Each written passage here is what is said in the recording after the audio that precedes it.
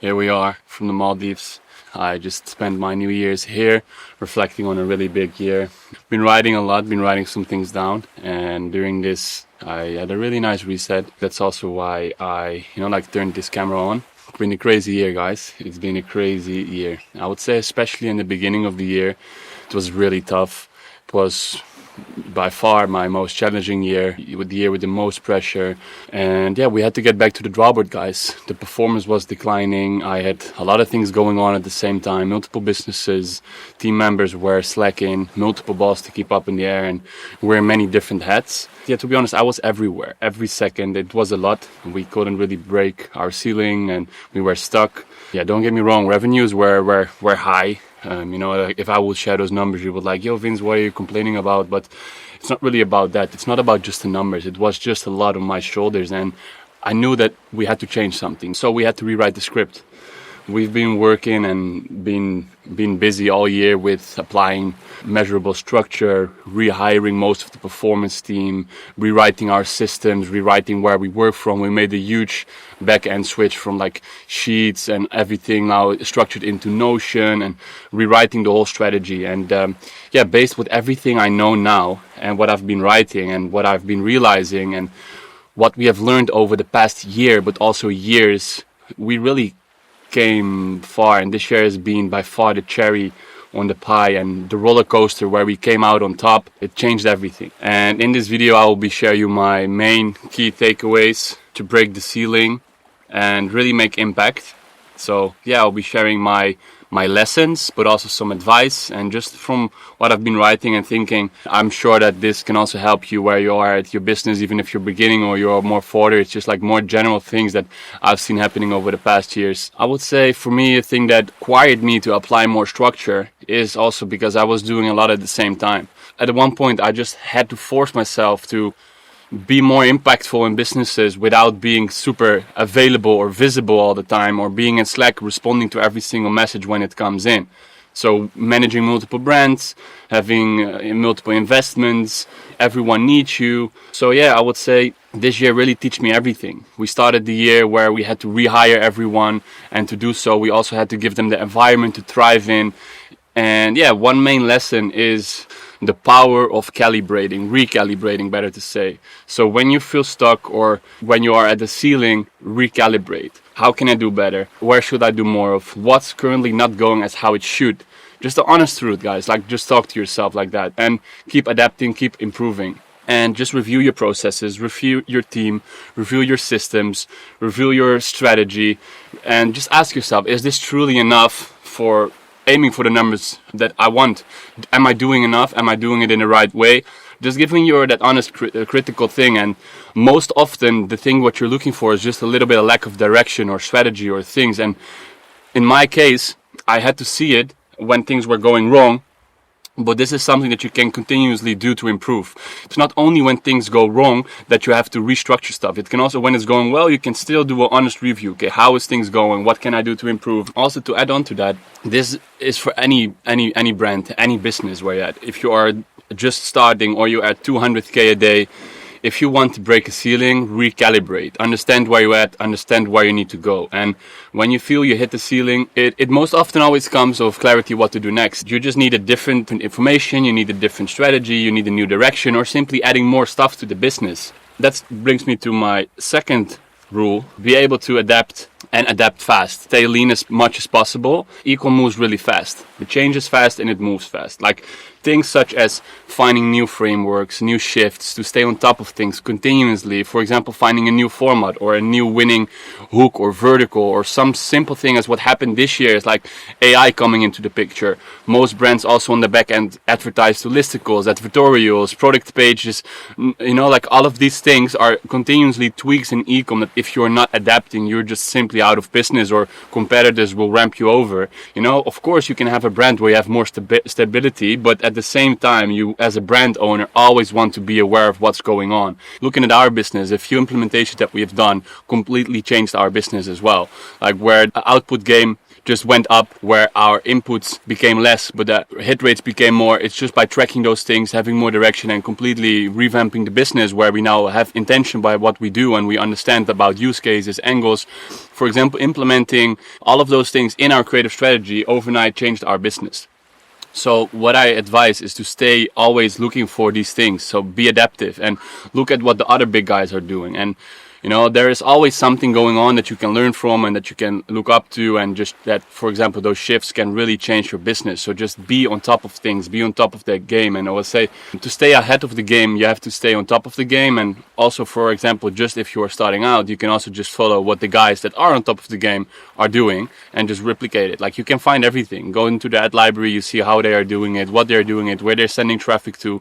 All of these things really made a big impact for me, realizing this over the past years. And I would say on that same topic, the next rule is AI shift. These things on our end completely revamped our business, on our output, on our creativity, on our creative in general. Of course, I'm saying, like, don't be only just blindly going with everything that AI says or does, or just copy pasting everything, but use it as an extension of your business, and it can really catapult. Even one-man armies can now have a 10x output just by only using AI, and that changes things. So you want to be adaptive on all of that. And then my next topic that I wanted to discuss with you guys is play the longevity game. Play a game that you want to be doing for the next 10 years, and the results really will come because you are mastering your craft. You're doing what you don't chase the short term. As I was saying, looking at my own journey, of course, we started in drop shipping, where the only metric you're actually looking at is, okay, how much profit did we do? And of course, it's a way of starting, but especially right now, looking at what's going on in Ecom right now, it's not anymore chasing the fast cash, because first off, it's very short-term minded. It doesn't really bring you that joyful mastering what you are doing and actually building a brand asset is something that on our end really made a difference, because we know what we can expect. We are building an asset, and of course in the beginning it went a little bit slower because we have a dropship background where the cash flow is fast, you move products fast, you're basically never running out of stock, and we had an issue that we solved. But of course, when 2.5 years ago we had that issue, we also dived deeper and eventually built Ecom Flow as a solution together with Daniel, which made crazy impact on our businesses, because we had the dropship speed with the brand asset, building a true brand. And if your storytelling as a brand is on point, and you know how to position yourself, you can really position your product in the right way, which cannot be copied. So you have something that lasts, you have something that people will come back for, and there is still ways of positioning your brand where you can have direct response, but at the same time also think about your back end, think about making people happy. And that's not only then you will receive more profit over time, but also you will be enjoying much more what you do. And that's something that I've seen as well, because we've invested in infrastructure, in the brand, in the systems, in our people. As I said, first it feels slow, but now looking at my years and I've done everything in Ecom, as I said, but now I see the compound effect is kicking in, and with the brands we are doing way more profit right now than we could have ever done with our dropship stores. And that's because it's a compound effect. We have returning customers. During Black Friday we got almost 500,000 from returning customers. It's insane to understand that with a few emails people are coming back for your brand. And that's something, of course, we've done email marketing with dropship stores, but that's something that you can never do. So I would say brand is the only thing that cannot be copied. Your products, your ads, your funnels, your offers, everything can be copied, but brand not. Brand is something that will last and will make you a lot of money over time. And of course, main thing, building an asset, you are able to sell it really big. We got already offers for our brand, which I never thought was possible. And also, to be fair, what never ever could have done with the dropship store. Little sip of my espresso. Then to basically add on to that, as building brands, the teams don't fail because of talent. Teams fail because of clarity. And don't get me wrong, I would say talent is really important when you're hiring. Of course, you want to have someone that understands his craft. And I always thought that hiring the best people was the answer. But this year proved that even the most talented teams, they will also fail if they don't know where to push for, if they don't know which direction they are going in, if there's no clear system, if there is no clear strategy from the founders or from the management team or from the board. If there is no clear direction, everyone is running in their own lane. You want to create synergy in your team. You want to have, like, see it as a boat where everyone is rowing in the same rhythm, is something that we've really been pushing on. So as a founder, your job is basically to give clarity, structure, and direction, and then everyone that can contribute in the team, even like C players or B players, what you can label them as, is they will eventually turn into A players because they are on their spot, they are in their lane, they are just doing what they've been told to or what they are liking to do, where the most creative comes out of them. So yeah, definitely, like, you want to build teams that are in synergy, and then the magic comes from that. That's something that I've learned this year. As this year, my main thing that really made impact was better people in better systems with more structure. That's definitely, if I had to summarize my year, was my year. And that made so much impact on me personally, on my peace of mind, on the revenues. We've done double the revenue this year with less input from me myself in the day-to-day, which is really nice to see and to feel from a team that we've built over years. And this is not only e-commerce, this is in every single business. Then what I wanted to share as well, understanding storytelling and emotional marketing this year has been a big one for us. We want to obsess over marketing and not over product. You don't want to always communicate the product features or the best product that you have in the market, but you want to understand, like, who are we speaking to? What are their emotional triggers, their emotional desires, and what can this product do to change their lives or their outcomes or how they feel, basically. You really want to make that happen, and you do that, but also, of course, emotional marketing. But we're also really pro on storytelling. You really want to be pro on storytelling. You want to make sure that people that see your ads, that are the ads intended for, resonate with it. Feel, hey, that's me. I'm looking at this time of the screen, and actually the person that I'm looking to or the ad that I'm seeing, it resonates so much with my life that I need this. I'm interested. And you want to just make it easy for your ads to win as well. So understand where you send your traffic to, understand if they've resonated with the ad, they're very interested. So the conversion needs to happen, and if you cannot find it, there's multiple ways of doing it. For example, also this year, what you've seen, it's not just the ad anymore.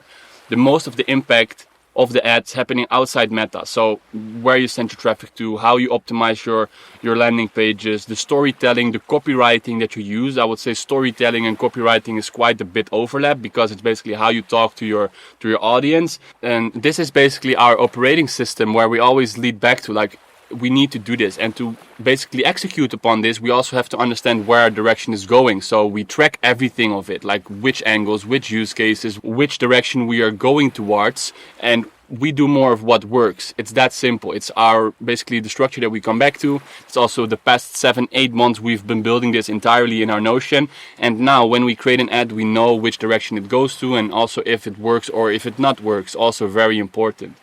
So yeah, that was the rule: understanding storytelling and emotional marketing.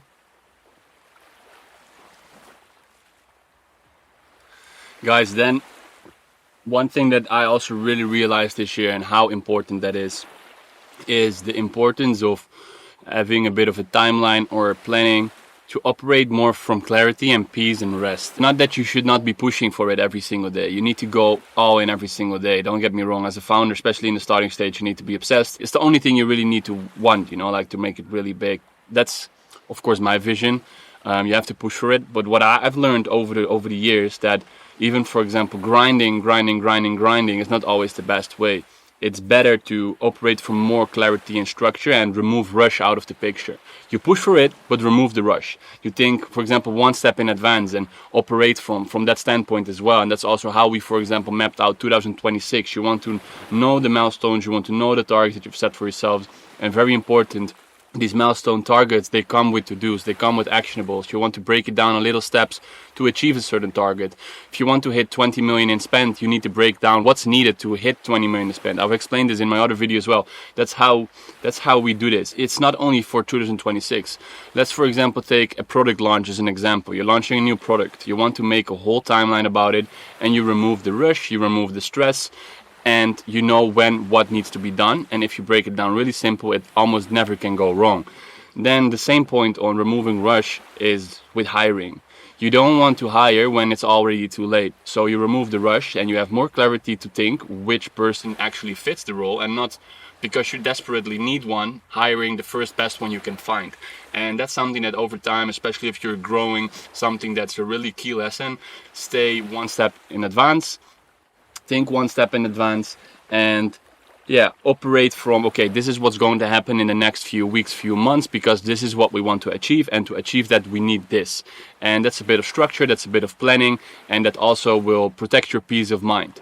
But as I said, at the same time, you still really want to push for it. And of course, like, I'm not saying to be lazy, I'm just saying to not operate from rush. And then also a lesson that this year finally came to the picture in a better way is be in detail about your finances. Be in detail about your finances. Don't just blindly go for a break-even ROAS and think then if you hit that you're there, because there are so many hidden costs in ecom, and it can cost you your business. And to be fair, it almost cost us ours last year because we were scaling on numbers that were not true, and it was, like, very far from being wise and intentional. And that's, like, we learned it through the hard lesson, and this year showed that if you indeed track and you know where attention spent goes and how much you can spend, how much cash flow you have available. Let's say we want to do 5 million in revenue. Now we know exactly, okay, we need this amount of cash in the business, this amount cash in stock, and by tracking that really clearly, you will never be up for surprises. That's something that you really have to take serious right from the start.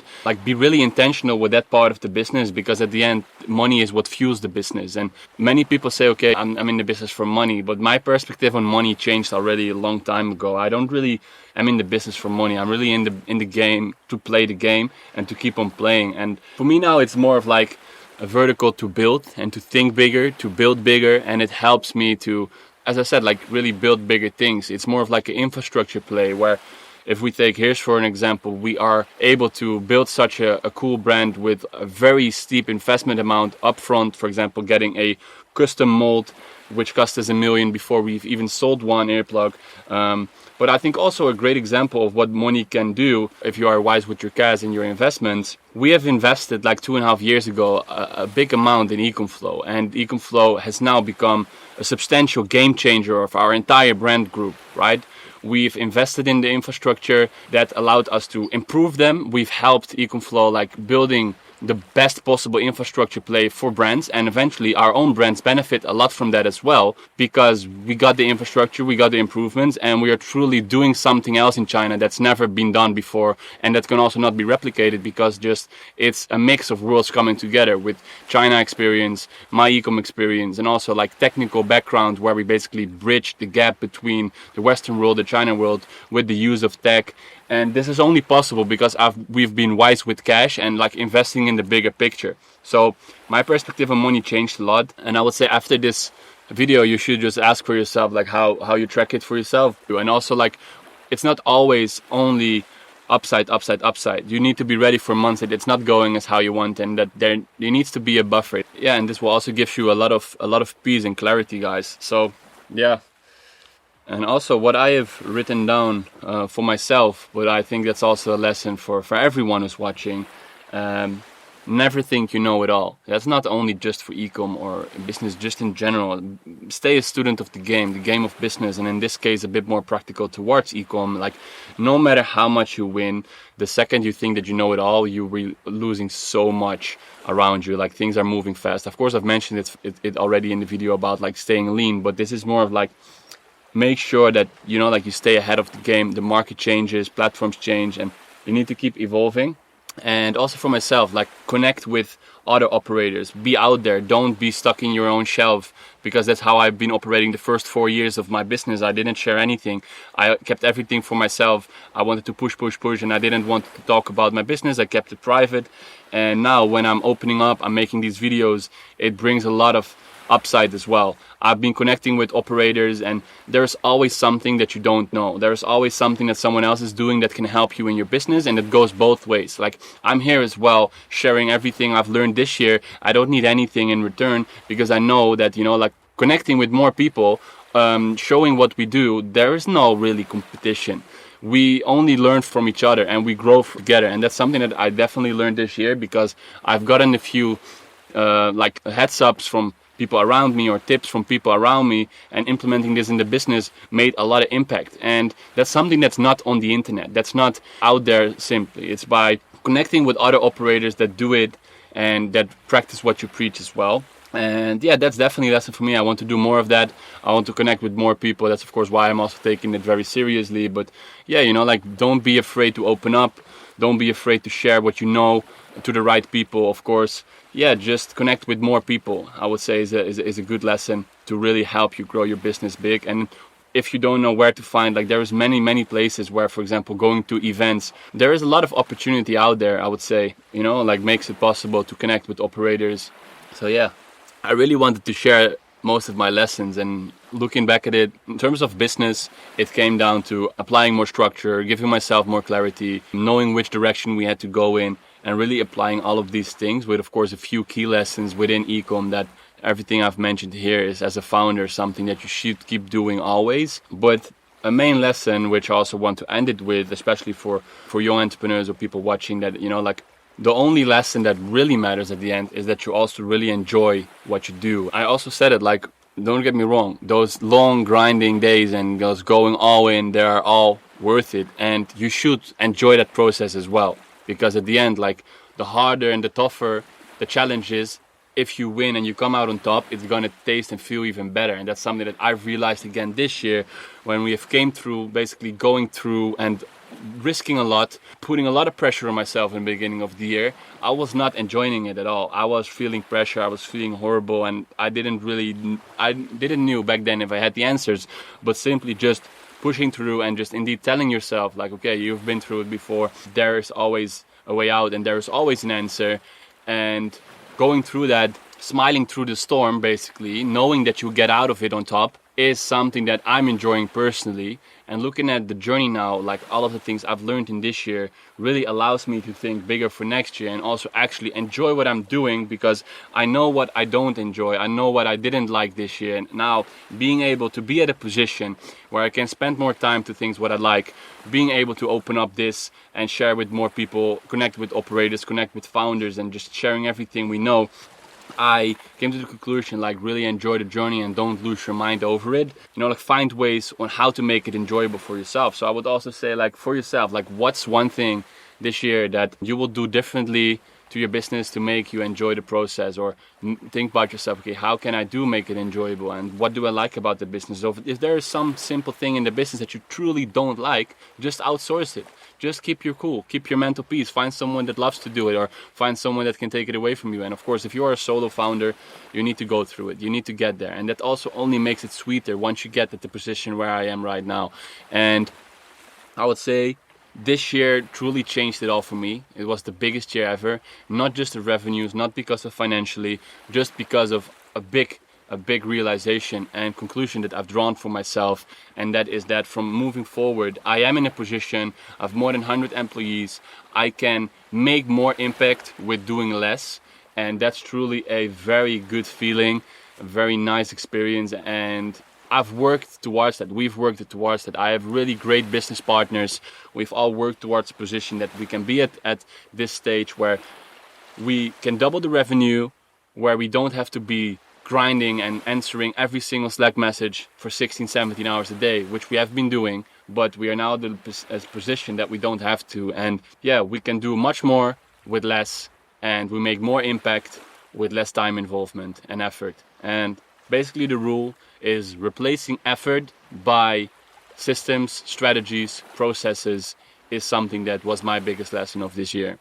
Yeah, I hope that this can help you guys. As I said, like, I'm just sharing all from my perspective. I know everyone has different stories, but while I was writing this all out, I was like, you know what, this is really nice to share for myself, for you all, and I hope that it can help you. And yeah, as I said, like, I still want to wish you a very positive, successful, big 2026. I've been enjoying my time here in the Maldives. It's been really, really great. It was more of like we're off to a really good start. I've got so much clarity, and that's where I came here for. So yeah, guys, want to end it off with this. I really appreciate you all, and yeah, looking forward to connect with every one of you.